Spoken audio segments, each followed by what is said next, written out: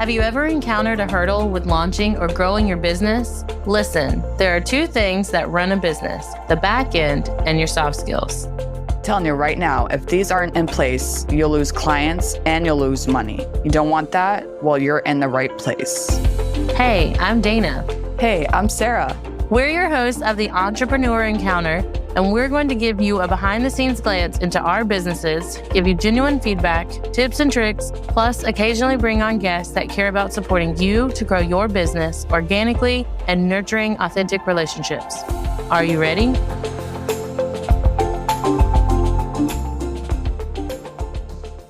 All right, everybody, welcome back to Entrepreneur Encounter Podcast. We are kicking off another series for you guys. This one's just going to be 2 parts.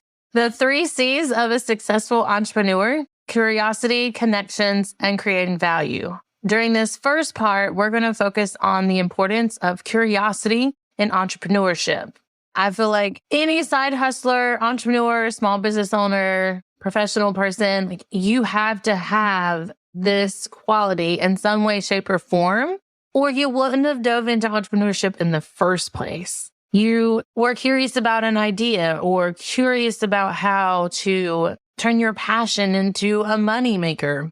Keeping that skill set of curiosity and possessing it allows you to explore new ideas, seek out solutions to problems, which if you've been following along, we've talked about this in previous episodes about problem solving. We're going to have links to that in the show notes. So if you're listening for the first time, be sure to check that out and leave comments on that one as well as finding new opportunities. Like, for instance, begin a little personal with my business. I was curious about a template store and creating templates of some of the one-on-one services that I have. So I built a store on my website. I use Squarespace, but then I was wondering about Amazon. The mega business has everything in it. And they have their KDP program where I can upload some of my templates because they're journals. And so they can handle the publishing. They do a lot of the already done marketing. So I'm curious about that process. I'm diving into it. Sara, you had made a post earlier today about if you're curious about something, do go down the rabbit hole. Well, that's what I'm doing this week, is going down the rabbit hole of Amazon and KDP and how I can make that work and align with my business so that I can work smarter and not harder. Now I'm curious, because I was curious about that for a while too, but I put that on hold. I will share all the details with you when I figure them out myself. You know, in my business, obviously, I was really curious about some things. When I started my business, I started off in the podcast industry. I never would have thought that that was somewhere I would land. But over the last 2 years that I've been working behind the scenes on podcasting and how it works, the workflow and everything like that, I piqued my interest. And that's when I said, I want to start a podcast. And the rest is history. Right, Dana?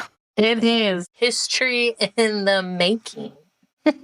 Yes, for sure. Seriously, though, when you're curious about something and you want to learn about it, go ahead. It doesn't have to be like a money-making thing. But if you're curious about something, then you obviously should seek out and find out what that specific topic or whatever you want to learn about.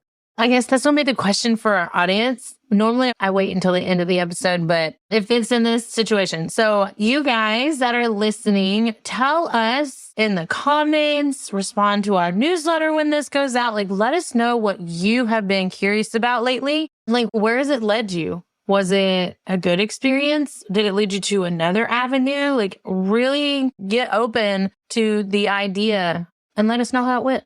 So Albert Einstein has said before, the mind that opens to a new idea never returns to its original size. I'm constantly asking 1,000,001 questions of how something works. Why is something done this way? Is there another way that it could be done?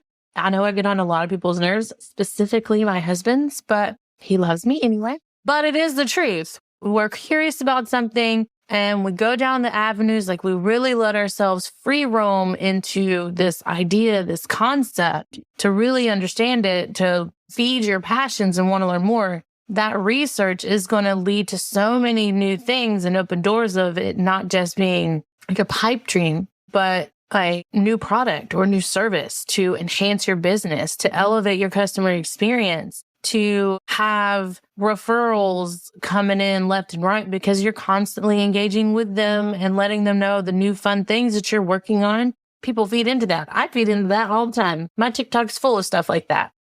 When people are curious, we think of like kids, because obviously kids are forever changing and their minds are growing. And we think kids are always going to ask questions. They're curious about everything. And that is the same way with adults. We are curious entrepreneurs and we want to expand our minds. We want to learn. So if you're not expanding your mind and you're not researching and you're not curious about something, so then what's the point, right? Because you are continually learning about something, you do go down that rabbit hole to find that answer that you are looking for.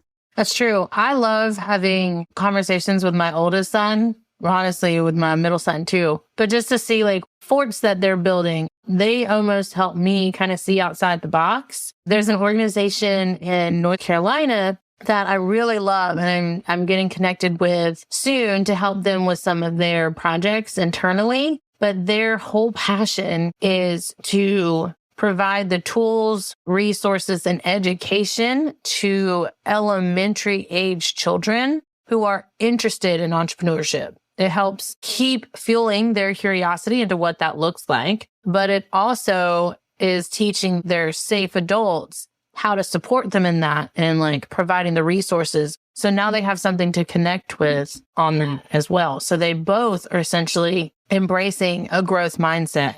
It's helping them not be afraid to learn and try new things or even fail. It's keeping their childlike, I don't want to say curiosity because that's what we're talking about, but it's keeping that view, like that out of the box thinking, because kids just come up with the craziest things. And it's cultivating that into a long-term curiosity, something that they'll never lose along the way as they grow into adulthood. It's one of my favorite ways to encourage like the diverse perspective. Also, curiosity helps you to remain open-minded and to adapt to challenges and changes. Because again, like we are forever growing and learning. And if you're not open-minded to what comes to you, what you see in front of you, or especially like different perspectives, then how would you grow? Like if challenges occur, again, like we talked about problem solving, things are going to happen. You're going to face the challenges of being an entrepreneur. So you have to embrace that and take those challenges head on to be able to build and grow. I'm excited. So we have a Facebook group where this week we'll be sharing some of the projects that were going on. At the time of this recording, it's the beginning of a new quarter. Spring season's coming. We're spring cleaning some things, brushing up on our website. But we're also diving into a few ideas that we've been curious about. So hopefully you guys will come and check that out. The links will be in the show notes. See what we've been curious about and come share what you've been curious about. You'll get to talk to other people in the group. You can ask questions that we can kind of support you in that curiosity and help you expand your mind and encourage you to continue to learn ways to personally and professionally develop this curiosity skill set.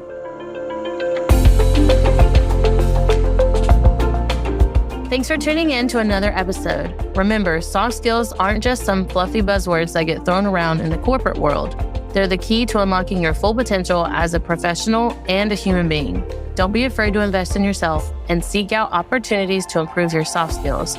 Sara and I have a variety of workshops, online courses, and complimentary clarity calls for you to practice in real time with us. Links are always in the show notes. And be sure to join us next time for more insights, tips, and tricks to help you succeed in your entrepreneur encounter.